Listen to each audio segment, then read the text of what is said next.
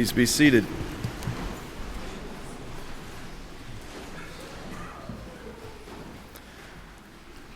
Our scripture this morning marks a turning point in the life of the Apostle Paul, a man who would go on to spread Christianity throughout the Roman Empire. In many regards, Paul can be seen as the founder of the Christian church itself. He was a man of perseverance, tenacity, and indomitable zeal. He achieved great things in his life, but only because he changed course. Once a persecutor of Christ's followers, Paul becomes their biggest advocate. But shifting the trajectory of one's life is never easy. Transitions never are. Hear now this scripture which describes in detail the day that everything changed.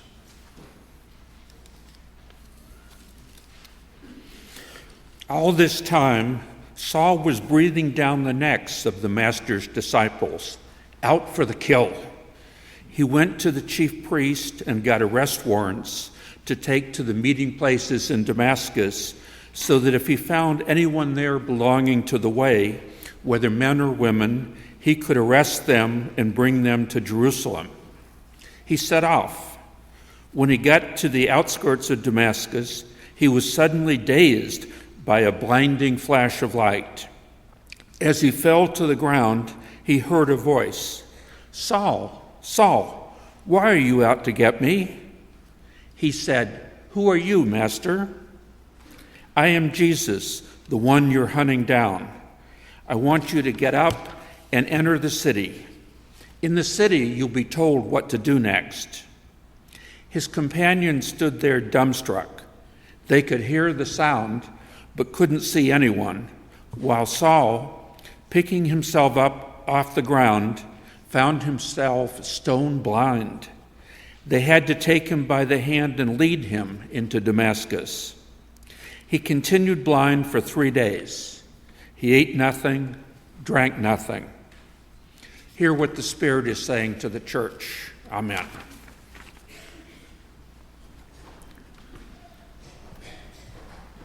The first thing he did when he arrived was to urinate on the attending nurse. That was his first order of business. It was the first thing he chose to do with his life. Scratched it right off his bucket list. In some animal cultures, that kind of thing is probably a sign of dominance. Maybe in some corporate cultures too, I don't know. But in this case, it was definitely no such thing. He was just a newborn baby emerging into this brave new world, completely naked and helpless, a stranger in a strange land. As most of you know, a couple of months ago, my wife and I watched our family grow as we welcomed our second child into the world, a precious little boy named Levi. He's truly been a joy to behold and to hold, and we're just glowing right now with love and pride. But I'd forgotten just how little we're capable of when we're first born. I'd grown accustomed to the relative independence of our 4-year-old, who can do all kinds of things without any help. He can get himself dressed, for instance, and undressed also, which he occasionally demonstrates by removing all of his clothes when we take him to a dinner party at someone's house. He can also use the toilet, though he's very selective about the facilities. When he's here at church, he'll only use the staff restroom. But Levi, poor little Levi, that kid can't do anything. He can't even communicate his most basic needs. If he's hungry or tired, all he can do is cry. Now that said, I have noticed some feeble attempts at more nuanced methods of communication. You see, he makes a lot of noises, sounds that I've never heard come from a human being before. Not a lot of cooing and such, but rather a series of grinding guttural articulations that sound more like a sputtering 4-cylinder engine than a baby. The other day, I thought he was trying to tell me something, but then I realized that the groaning mechanical sound was coming from my Keurig machine in the nearby kitchen, churning out my morning coffee.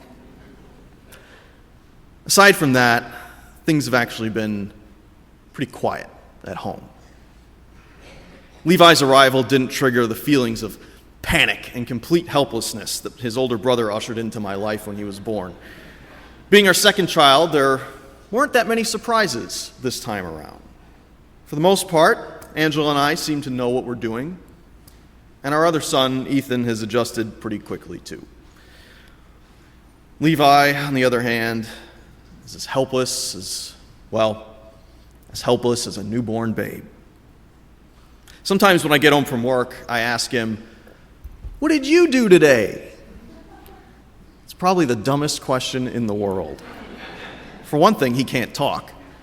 Moreover, what could he have possibly done? Make funny noises? Pee on somebody? Stare at his toys with wide eyes, confused, like a man staring into the abyss? Saul lies on his back, the sand and grit of the road in his hair. He tries to lift himself up, but his fingers twitch uselessly. His eyelids flutter heavily, but when he opens them, he sees nothing. Not the blue sky overhead, nor the baffled expressions of his friends, nor the apparition that has thrown him to the ground like a rag doll. He wasn't accustomed to being so useless. Saul was a man of action, a zealot, a man whose name inspired fear among the fledgling community of Christians that had emerged in Jerusalem. Just moments ago, he was walking with a purpose, marching down that dusty road towards Damascus with his retinue, en route to round up the usual suspects and arrest some heretics. And suddenly, everything's changed. Some Christians like to talk about being born again in the Spirit, proverbially reborn with a new understanding of their place in the universe. And since part of that means recognizing and acknowledging that we're really quite helpless and out of control and that we all need God to save us, I suppose birth is a pretty good metaphor. Because when we're first born, we are completely useless. If it weren't for the care of someone older and wiser, usually our parents, we wouldn't make it far. We wouldn't have a hope in the world. When you have a baby, the pediatrician tells you to make sure that they get plenty of tummy time. And that's where you put the infant on her belly so she can get some exercise. Learn to lift her head up on her own, practice pushing herself forward with her legs, start building the muscles needed to crawl, and all of that. I gotta tell you, it's hard to watch. Levi struggles to lift his head, kicks his legs against the air, maybe manages to pull himself forward a half an inch. Keeps making those thick, gravelly noises. It's almost as bad as watching me exercise. And so it is with Saul, a man knocked flat on his back, blinded and helpless, born again with a new name, Paul.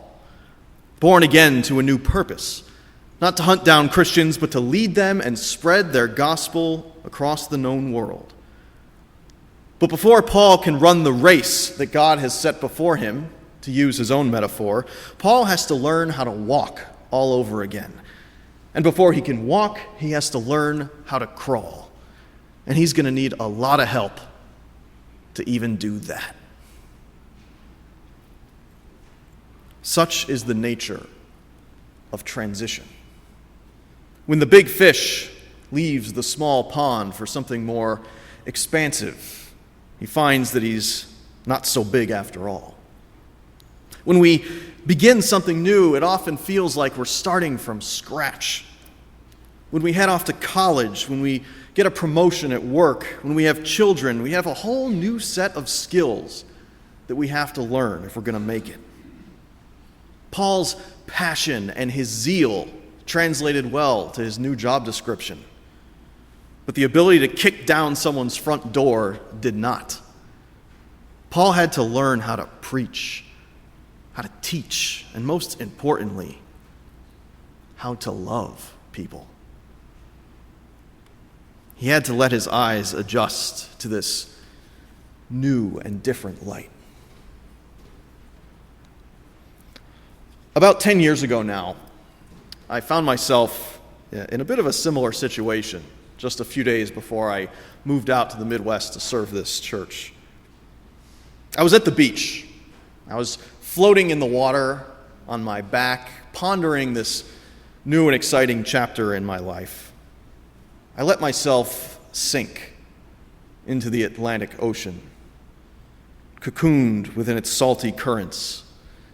And a few moments later, I burst forth from the surface of the water like something being born. I remember the moment vividly. The sun shining upon my face, that baptismal thrill, that feeling that I could do anything. Just a few hours later, I was thoroughly disillusioned. You see, I'd spent too long that day lying on my back, staring into the sky, and I had actually sunburned my eyes, something that I didn't even know was possible.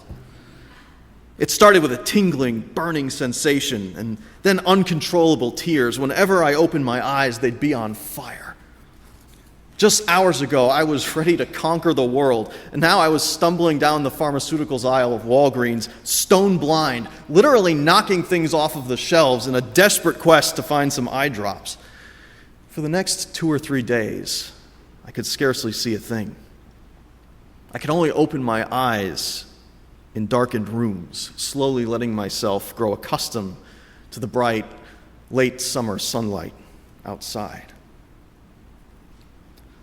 But then, a lot of things were changing in my life in those days. And before long, I'd have to start looking at everything with new eyes anyway. I was about to leave Connecticut, where I'd spent my whole life, and I was also leaving everyone I loved behind in the rearview mirror of my U-Haul truck. I was about to take a job for which, to be honest, like most ministers coming right out of seminary, I was woefully unprepared. You might say I was flying blind. We all have times in our life when we find ourselves starting over, transitioning into something new. And this is especially true of this time of the year. Children start a new year at school. Teenagers leave for college. And some of you are retiring or in the midst of taking on new jobs or careers. These past few weeks, we've been privileged to work with Reverend Ellyn, a member of our church and a pastor who came out of retirement to serve our congregation in the midst of a rather difficult time. It wasn't something she'd planned on, and stepping into a strange new role is never easy.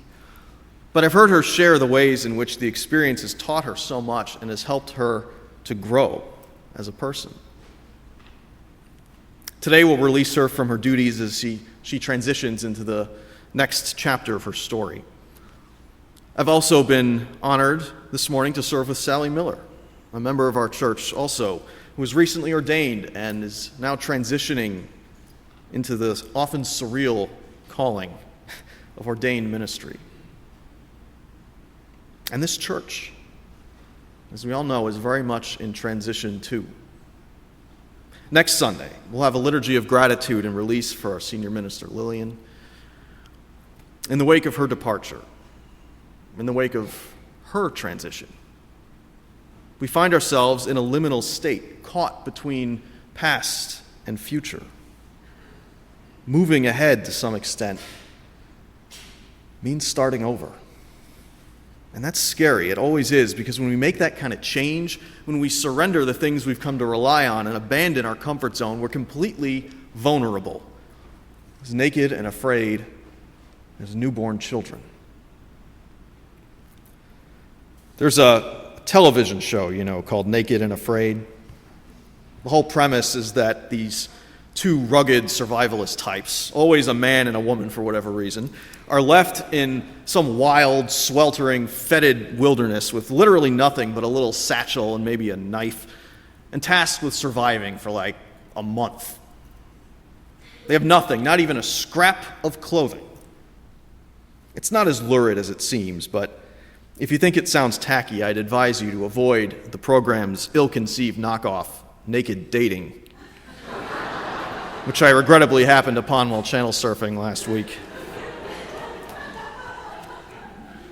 Don't do it. But I digress. Anyway, the show Naked and Afraid, it's pretty hard to watch, right? I mean, the conditions that they have to endure, unbearable temperatures, improvised shelters that get flooded in torrential rain, depressing meals of insects and tree roots, and of course, the inevitable bickering between the show's contestants. All of it is just so wretchedly miserable. But when these people get their act together, it's actually something to see. They fashion rudimentary tools, garments, develop strategies for hunting food, and build shelters for themselves that actually keep out the rain. They develop a good working relationship with their partner, utilizing each other's strengths and compensating for weakness. Starting with nothing, they carve out a place for themselves in the most hostile wilderness. They get better at this. They grow wiser. They grow stronger. And that's why we put ourselves in new situations, why we take on new challenges. Needless to say, we don't always have a say in the matter. Circumstances are often thrust upon us, regardless of what we want. Paul never asked to be Jesus' evangelist, to be knocked flat on his back by the Savior. This church never asked for the things that we've had to face, or for the transition we've now found ourselves in. But that, I think, is precisely why God built this life the way that it is, subject to change, at the mercy of circumstance, complicated and unpredictable, because that is how we grow.